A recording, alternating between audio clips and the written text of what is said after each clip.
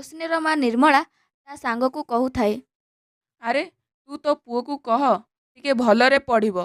ପୁଅଟା କୂଳରେ ଲାଗିଯିବ। ମୋ ଝିଅକୁ ଦେଖେ କେତେ ଭଲ ପଢ଼ୁଛି। ହଁ, ରୋଶନୀ ତ ଗୋଟେ ଭଲ ଝିଅ। ତୋ ଭାଗ୍ୟଟା ଭଲ ଆଉ ଏମିତି ଝିଅର ମା ହୋଇଛୁ। ହଁ, ତା ପାଇଁ ପରା ମୁଁ ଗର୍ବ କରେ। ଏବେ ତ ତା ବାହାଘର ବି ଠିକ୍ ହୋଇଗଲା। ହଁ, ସିଏ ନିଜ ଇଚ୍ଛାରେ ବାହା ହେଉଛି। ଦେଖିକି ନିର୍ମଳା, ଏ ଲଭ୍ ମ୍ୟାରେଜ୍ କିଛି ଠିକ୍ ନୁହଁ। ଆରେ ଆଶିଷ ବହୁତ ଭଲ ପିଲାଟା। ତା ପରିବାର ମଧ୍ୟ ଭଲ। ସେ ଠିକ୍ କରିଛି ମାନେ ଭଲ ତ ହବ ନା। ଏହା ଶୁଣି ବାସନ୍ତୀ ରାଗିକି କହିଲା, ହଉ ନିର୍ମଳା, ମୁଁ ଆସୁଛି। ହଉ, ବାହାଘରରେ ପହଞ୍ଚିଯିବୁ। ମା, ଖାଇବା ହେଲାଣି ତ?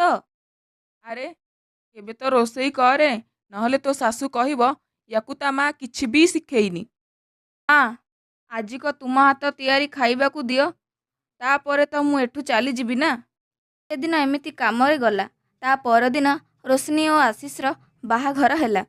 ରୋଶନୀ ଯେବେ ଆଶିଷ ସହ ତା ଘରକୁ ଗଲା, ସେ ଦେଖିକି ଆଶ୍ଚର୍ଯ୍ୟ ହୋଇଗଲା। ଆଶିଷ, ଏଟା ତ ତୁମ ଘର ନୁହଁ। ତୁମେ ଏଠିକୁ କାହିଁକି ଆଣିଛ ମୋତେ?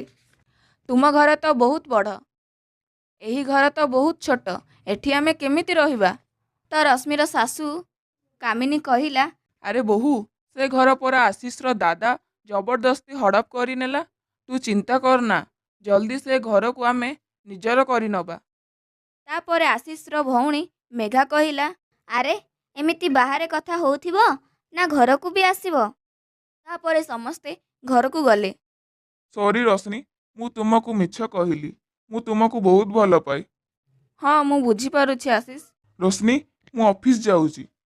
ମୁଁ ବାହାରକୁ ଯାଉଛି ଜବ୍କୁ। ତାପରେ ରୋଶନୀ ରୋଷେଇ କରିବାକୁ ଗଲା।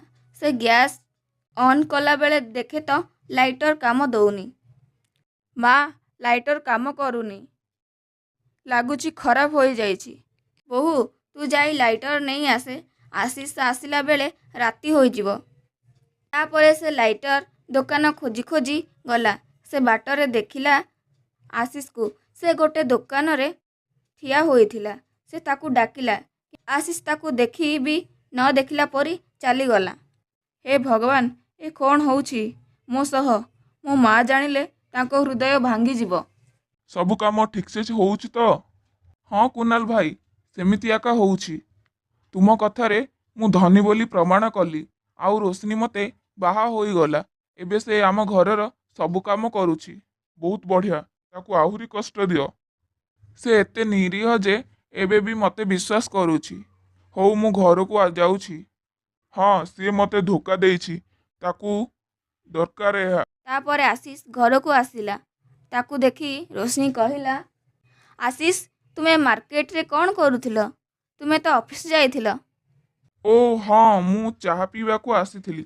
ଅଫିସରେ କାମ କରି କରି ବୋର ଲାଗୁଥିଲା ତ। ଠିକ୍ ସମୟରେ ସେଠାକୁ ନିର୍ମଳା ଆସିଲା। ତୁମେ ଏଠିକି କେମିତି ସମୁଦୁଣୀ?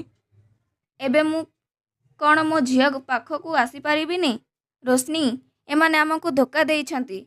ଝିଅ, ଏମାନେ ମିଛ କହିଛନ୍ତି। ଏମାନଙ୍କ ପାଖରେ କିଛି ବି ନାହିଁ। ସେ ଘର ଭଡ଼ା ଘର ଥିଲା, ଯାହା ଆମକୁ ଦେଖାଯାଇଥିଲା। ଆଉ ଆଶିଷ ସେ କିଛି କାମ କରୁନି। ସେ ସବୁଠୁ ବେକାରିଆ ଲୋକଟା। ତାର କିଛି ବି ଅଫିସ ନାହିଁ। ଏମାନେ ଧୋକା ଦେଇଛନ୍ତି। ମୁଁ ଏମାନଙ୍କୁ ଛାଡ଼ିବିନି। ଏମାନଙ୍କୁ ଜେଲ୍ ପଠେଇବି। ତୁ ମୋ ସହ ଚାଲ ଝିଅ, ଆମ ଘରକୁ। ନା ମା, ଆଜିଠୁ ଏଟା ହିଁ ମୋ ଘର। ସେ ଯାହା ବି ହଉ। ତାପରେ ନିର୍ମଳା ମନ ଦୁଃଖରେ ଚାଲିଗଲା। ମୋତେ କ୍ଷମା କର ରୋଶନୀ, ମୋର ଭୁଲ ହୋଇଯାଇଛି। କାରଣ ସେ ଜାଣିଥିଲେ ରୋଶନୀ ଚାଲିଗଲା ପରେ କୁନାଲ ତାକୁ ଆଉ ଟଙ୍କା ଦେବନି। ସେ ଯେହେତୁ କାମ କରୁନଥିଲା, କୁନାଲ ଦେଉଥିବା ଟଙ୍କାରେ ତା ଘର ଚଳୁଥିଲା। ରୋଶନୀ ବୋହୂ, ଯା ମୋ ପାଇଁ ଟିକେ ଚାହା କରିକି ଆଣେ। ମା, ମୋ ଅଣ୍ଟା କାଟୁଛି, ମୁଁ ଟିକେ ରେଷ୍ଟ କରିବି। ତୁମେ ଯାଅ, ଟିକେ ଚାହା କରିକି ପିଇବ। ମାନେ, ତୁ ଏକା ଏ ଘରର କାମ କରୁଛୁ? ଆମେମାନେ ତତେ ଚାକରାଣୀ କରିଦେଲୁଣୁ? ଏହା ନା କ'ଣ? ଆମେ ଖାଲି ବସିକି ଖାଉଛୁ। ହଉ ମା, ମୁଁ କରିଦେଉଛି। ଥାଉ, ମୁଁ ନିଜେ କରିଦେବି ମୋ ପାଇଁ। ତାପରେ କାମିନୀ କିଚେନକୁ ଗଲାବେଳେ ତା ଗୋଡ଼ ଖସିଗଲା ଆଉ ସେ ଜୋରରେ ପଡ଼ିଗଲା। ହାଏ ହାଏ, ମୁଁ ମରିଗଲି ରେ। ତାପରେ ସେଠାକୁ ସମସ୍ତେ ଆସିଲେ ଆଉ କାମିନୀକୁ ନେଇ ଖଟରେ ଶୁଆଇଲେ।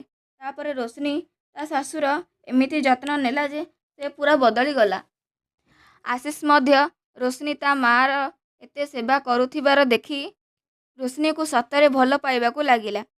ଆରେ ରୋଶନୀ ତ ସତରେ ଗୋଟିଏ ଭଲ ଝିଅ।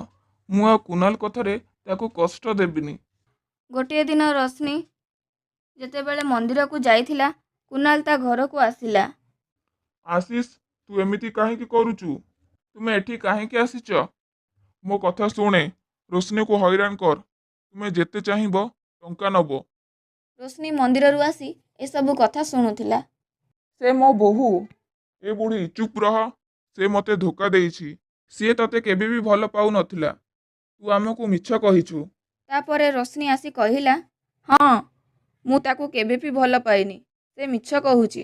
ସେ ମୋତେ ଜବରଦସ୍ତି ଭଲ ପାଇବାକୁ ଚେଷ୍ଟା କରୁଥିଲା। ତୁ ଏଠୁ ଜଲ୍ଦି ଯା, ନହେଲେ ଝିଅ ବୋହୂକୁ ହଇରାଣ କରୁଛୁ ବୋଲି କେସ୍ କରିବି। ତାପରେ ସେ ଡରିକି ପଳେଇଲା ଆଉ ରୋଶନୀର ପରିବାର ସୁଖରେ ରହିଲେ। ଏହା ଦେଖି ରୋଶନୀର ମା ମଧ୍ୟ ଶାନ୍ତିରେ ରହିଲେ। ଯଦି ଆପଣଙ୍କୁ ଏହି ଗପଟି ଭଲ ଲାଗିଲା ତେବେ ଗପଟିକୁ ଲାଇକ୍ କରନ୍ତୁ। ଏହିଭଳି ଅନ୍ୟ ଗପ ଦେଖିବା ପାଇଁ ଆମ ଚ୍ୟାନେଲ ଓଡ଼ିଆ କାର୍ଟୁନ ୱାର୍ଲ୍ଡକୁ ସବସ୍କ୍ରାଇବ୍ କରନ୍ତୁ।